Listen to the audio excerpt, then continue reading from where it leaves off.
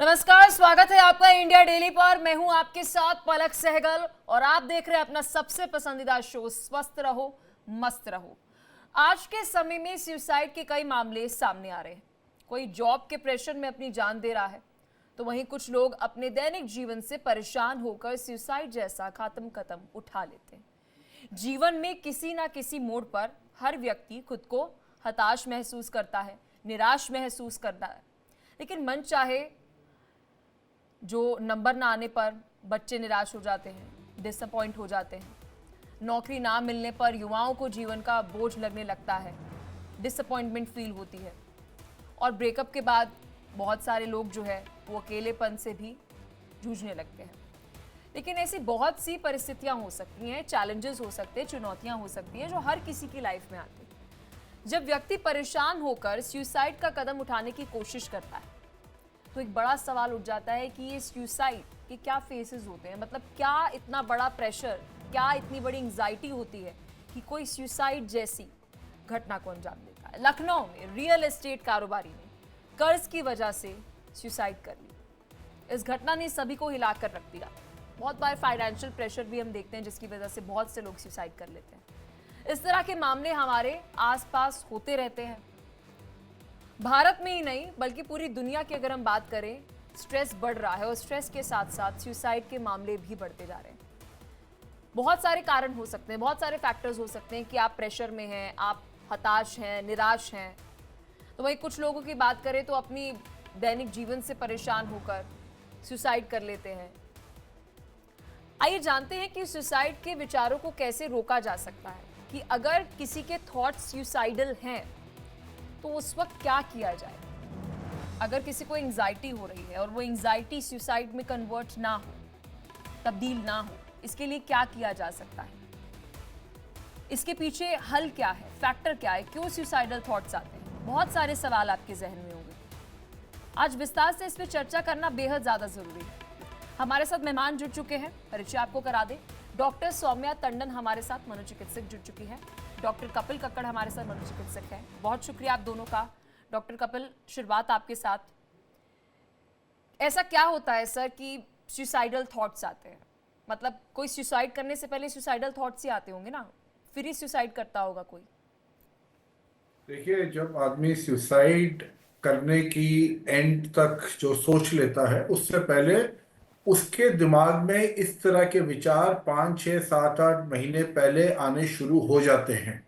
और ये विचार आते हैं, जाते हैं, उसके साथ कुछ होप बनती है, कुछ दिनों तक वो फिर ठीक रहते हैं, वो फिर कोशिश करते हैं। फिर कोई भी जिंदगी में निराशा हाथ लगती है तो वो बहुत जल्दी उस ग्रुप में चले जाते हैं। फिर वो थॉट फिर ट्रिगर होना शुरू हो जाता है कि मुझे अपनी लाइफ ही एंड कर लेनी चाहिए। फिर आदमी होप बनाता है। तो ये जो फेजेस है, ये जो साइकिल है, ये आते रहती है, जाते रहती है। और ये जो थॉट ऑफ सुसाइड होता है, ये शुरू में तकरीबन 5 10 15 सेकंड का होता है। और हर बारी जो ये सुसाइड का आदमी के जहन में आना शुरू हो जाता है, उसकी जो ड्यूरेशन है, जो लेंथ है, वो बढ़नी शुरू हो जाती है। पहले 5 10 सेकंड का आएगा, फिर अगली बारी कोई 30 सेकंड का आएगा, फिर 1 सेकंड, उसके बाद 1 मिनट का आएगा। उसके बाद वहां से आइडिया, विचार शुरू हो जाएंगे कि मुझे क्यों करना चाहिए। और वो उसको अपने आप को जस्टिफाई करना शुरू कर देगा कि सुसाइड ही एक ऐसा तरीका है जिससे उसको भी मुक्ति मिल सकती है, उसके घर वालों को भी उसके कष्ट से मुक्ति मिल सकती है। क्योंकि ऐसे लोग अपने आप को अपने घर वालों के लिए लाइबिलिटी समझना शुरू कर देते हैं। उनको लगता है कि वो घर वालों के लिए लाइबिलिटी है, ना वो खुश रहेंगे अगर, और वो अगर जिंदगी में खुश रहेंगे तो अपने घर वालों की ना वो एक्सपेक्टेशन पूरी कर पाएंगे, ना उनको खुश रख पाएंगे।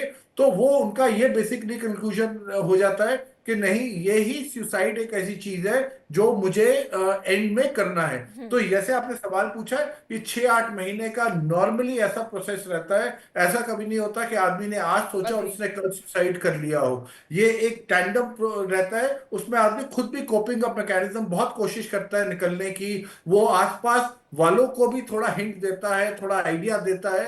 पर लोग नॉर्मली उस चीजों को इग्नोर कर लेते हैं क्योंकि हर आदमी होप पे जी रहा डॉक्टर कपिल, है। कहा जाता है कि जब हम सुसाइड जैसी, हम कह सकते हैं कि एक मेंटल इशू कह सकते हैं, मेंटल हेल्थ इशू इसे कह सकते हैं, उस पर बात करते हैं तो अक्सर हम देखते हैं कि अगर आज के समय में कोई भी अपनी प्रॉब्लम, कोई भी अपनी कुछ फेस कर रहा है, वो किसी के साथ शेयर करता है तो हम इसे प्रीच कर देते हैं, एवरीथिंग विल बी फाइन, सब ठीक हो जाएगा। यानी हमने उसकी फीलिंग को ब्लॉकेट कर दिया, सुनने के बजाय अगर वो वेंट कर रहा है तो हम उसे ब्लॉक कर देते हैं। डॉक्टर सौम्या भी हमारे साथ जुड़ चुकी है। मैम, अगर कोई सुसाइडल है, हम उस पर तो आरोप मन देते हैं कि भाई this is not the option, ये आखिरी आपके पास ऑप्शन नहीं है, बहुत सी हम प्रीच कर देते हैं, बहुत सी चीज़ें बोल देते हैं। एज अ सोसाइटी हमारे पास क्या रिस्पॉन्सिबिलिटी है कि सामने कोई भी शख्स अगर स्ट्रेस है तो वो सुसाइडल ना हो, हम ऐसा क्या करें? देखिए, इसके लिए हमारी सोसाइटी में हमें जागरूकता बढ़ानी पड़ेगी। तो जागरूकता जब कि देखी जाती है कि लोग इसको बहुत कैजुअली लेते हैं कि अगर कोई बोलता है अगर जीने का मन नहीं है तो बोले नहीं, हो जाएगा ठीक, पासिंग फेज है, सब लोग कुछ ना किसी टाइम पे उदास रह सकते हैं।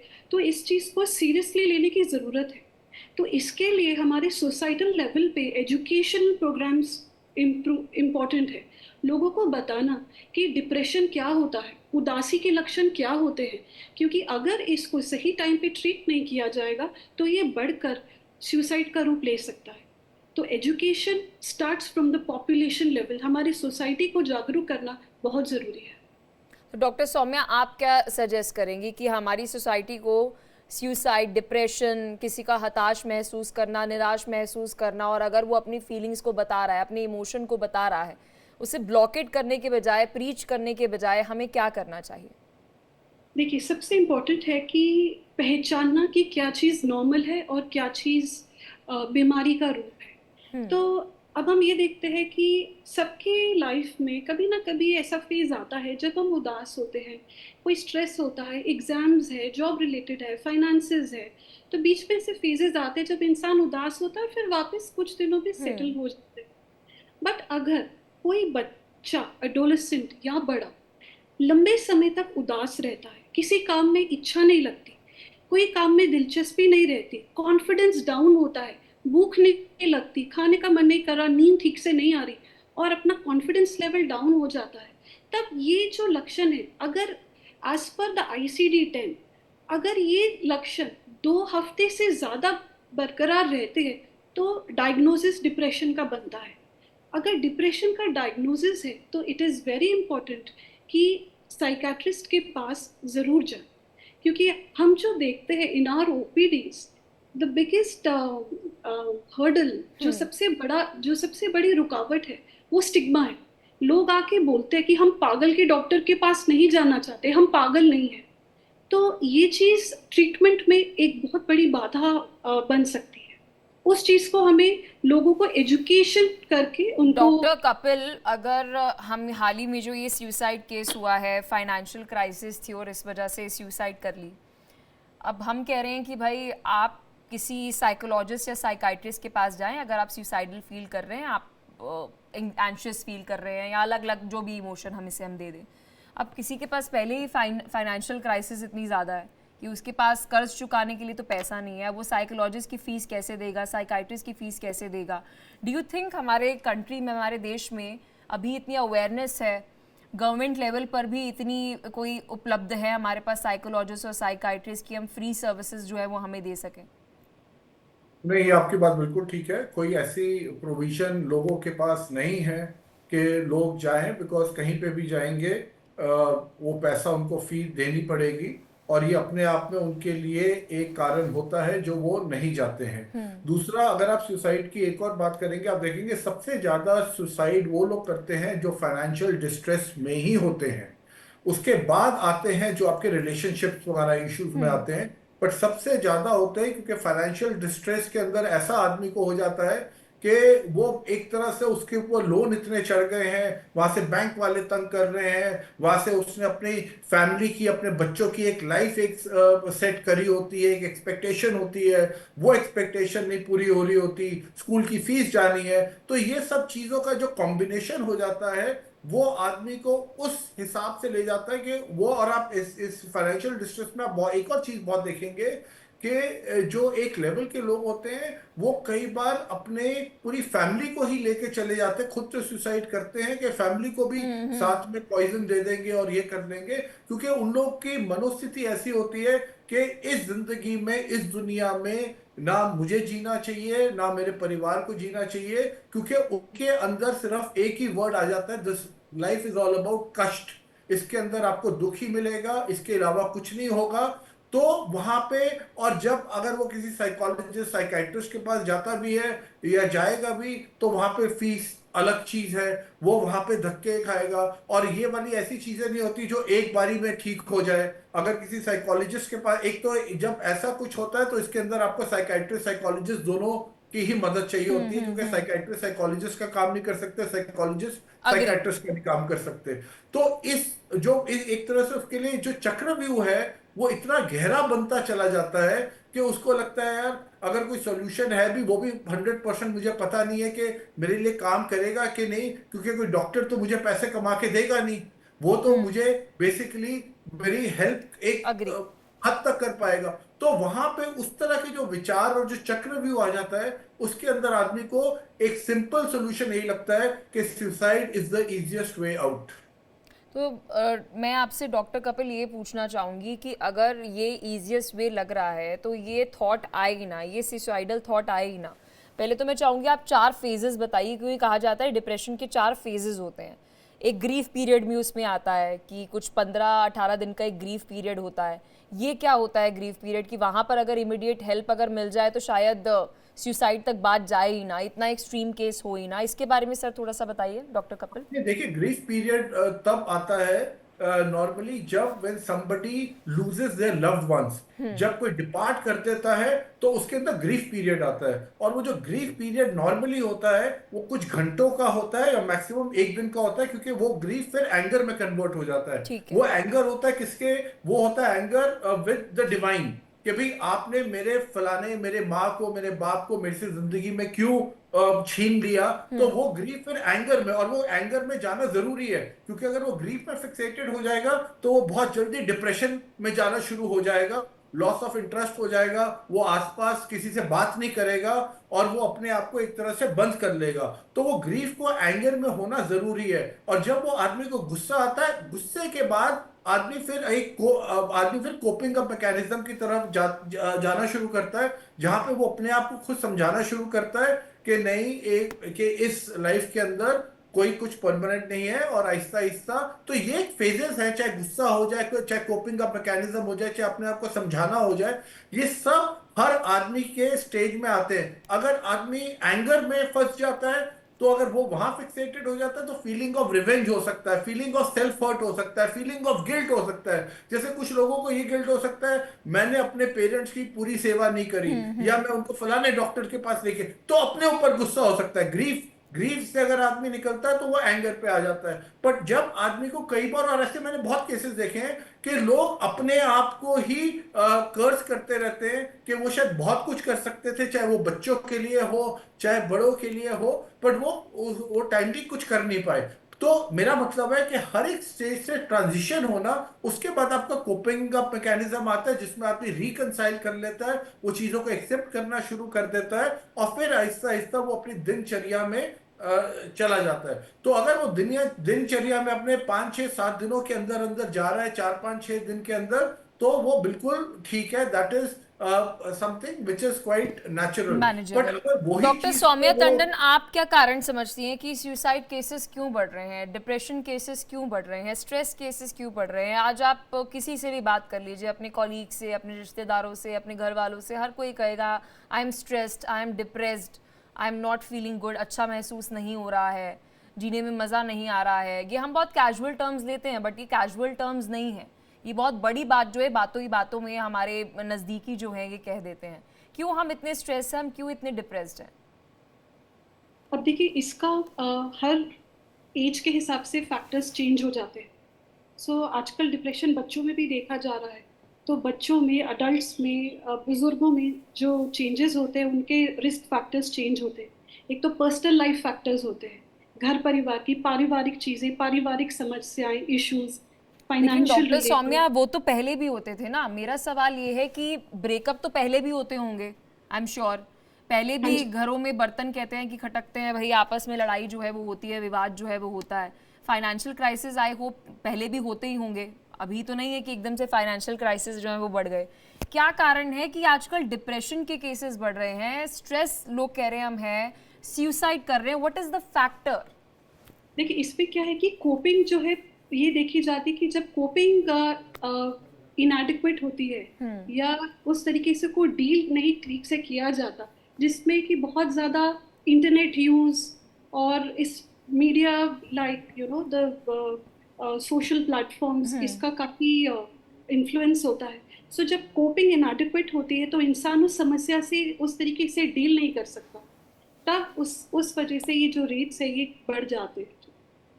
डॉक्टर कपिल, आपका इस पर क्या टेक है, क्यों केसेस बढ़ रहे हैं? आपने बड़ा अच्छा सवाल पूछा। आपने कहा भी पहले जमाने में भी होते थे, आज की डेट में क्या फर्क है? देखिए आज की डेट में ये फर्क है, आप पहले जमाने में अगर एक रिलेशनशिप होता था तो रिलेशनशिप में वाइफ को कहीं ना कहीं एक कंपल्शन होता था उस रिलेशनशिप में स्टे करना, क्योंकि उसका एक्सपोजर लिमिटेड होता था, उसके पास ऑप्शंस लिमिटेड होते थे। तो वो वाले ऑप्शंस है वो आदमी उसको रिकंसाइल करके, और घर वाले भी समझाते थे भाई कहाँ जाओगे क्या करोगे, तो आदमी को समझ आता था नहीं, चाहे फैमिली जैसे भी अच्छी है खराब है क्या है, मुझे इसके साथ कोप अप करना है। और यही चीज होती थी पहले के जमाने में, जो आज की डेट में नहीं है, क्योंकि एक्सपोजर इतना है, अपॉर्चुनिटीज इतनी है, और हर आदमी आज की डेट में अपनी जिंदगी जीना चाहता है।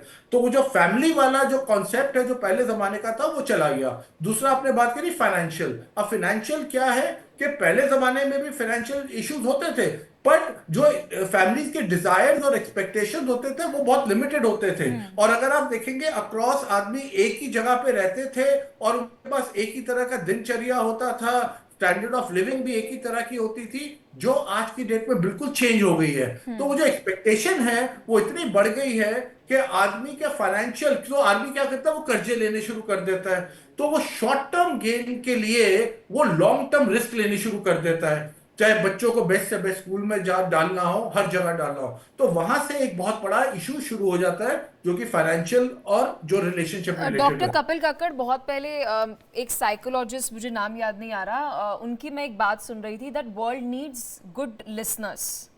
डिप्रेशन को लेकर वो ये बात कह रहे थे, that world needs good listeners, क्योंकि हमारे पास बहुत सारे ओरेटर्स तो हैं, बोलने वाले तो बहुत है, सुनने वाले बहुत कम हैं। तो अगर सुनने वाले लोग भी होंगे, आपकी बातें सुनने वाले लोग भी होंगे, तो शायद डिप्रेशन के जो इतने केसेस हो रहे हैं, डॉक्टर कक्कड़ उन्होंने कहा कि ऐसा केसेस जो हैं वो थोड़े कम हो जाएंगे। इस पर सर मैं आपका रिएक्शन लूंगी। डॉक्टर सौम्या, आप इस पर क्या कहना चाहेंगी? सॉरी मुझे सुनाई नहीं दिया था, फिर से बोल सकते हैं? डॉक्टर सौम्या, आप तक आवाज पहुंच रही है? हाँ जी, मुझे आप क्वेश्चन मेरा बता सवाल सकते आपसे ये है कि एक साइकोलॉजिस्ट एक बार ये बात कह रहे थे कि वर्ल्ड नीड्स गुड लिसनर, हमें सुनने वाले ज्यादा लोग चाहिए हैं। ऑरेटर्स तो बहुत सारे हैं, बोलने वाले तो बहुत लोग हैं, लेकिन सुनने वाले इतने लोग नहीं हैं। शायद अगर सुनने वाले लोग भी बढ़े, एक दूसरे की बातें सुने, तो शायद स्ट्रेस और डिप्रेशन कम हो जाए। ये जी बेसिक कोर प्रिंसिपल है कि इंसान के मन में कई सारी चीजें होती है। अब जब वो चीजें अगर इंसान व्यक्त नहीं करता, वो ओवर पीरियड ऑफ टाइम अंदर ही अंदर इकट्ठे होते रहते और उससे स्ट्रेस बढ़ता रहता है। अब ये जो स्ट्रेस है ये एंजाइटी का रूप ले सकता है, उदासी का रूप ले सकता है, और भी तरीके के दिक्कत आ सकती है जो हम डे टू डे ओपीडी में देखते हैं। तो ये देखा जाता है कि वो बताते कि हमने तो कभी किसी से बात ही नहीं करी, ना कभी ने कोशिश ही नहीं करा सुनने का। तो अगर सिंपल सी चीज है, जैसे बच्चा घर पे आए या कोई अपना हस्बैंड या वाइफ घर पे आए, तो जो दूसरा इंसान है आज का दिन कैसा रहा, क्या हुआ, कोई बात की दिक्कत आई, कुछ चीजें अगर डे टू डे लाइफ पे हम डिस्कस करते रहे तो वही के वही सेटल हो जाती है, ये चीजें आगे बढ़ती नहीं।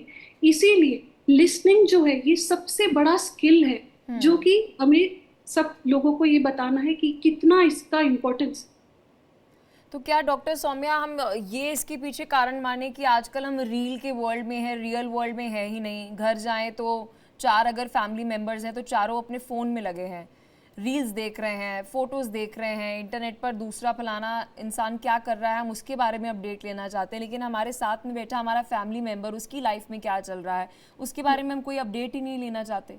क्या इंटरनेट जो यूज़ है वो एक आजकल ना पैंडेमिक बन गया है। जैसे कोरोना था, कोरोना एक जैसे एक एपिडेमिक आ गया था, वैसे भी अपना इंटरनेट यूज़ आ गया है। अब पहले आप देखोगे, पहले ज़माने में बच्चे बाहर जाते थे, शाम का टाइम होता था कि ठीक है बाहर जाना है, 2-3 घंटा खेल के आना है, बच्चा थक के आता था, खेलता था।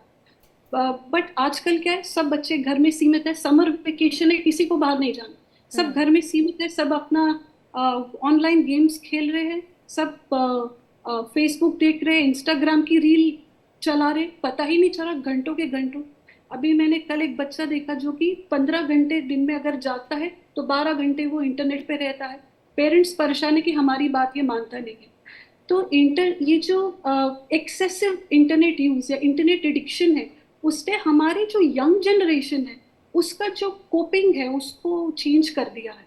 और ये एक बहुत बड़ा रीजन है कि स्ट्रेस लेवल्स, अगर हम, मैं आपको एक स्टैटिस्टिक्स देती हूँ जो सर्वेज पे आते हैं, 15 to 24 years of age group में जो सुसाइड है जी। Leading to like any factor, that is the second common most common cause.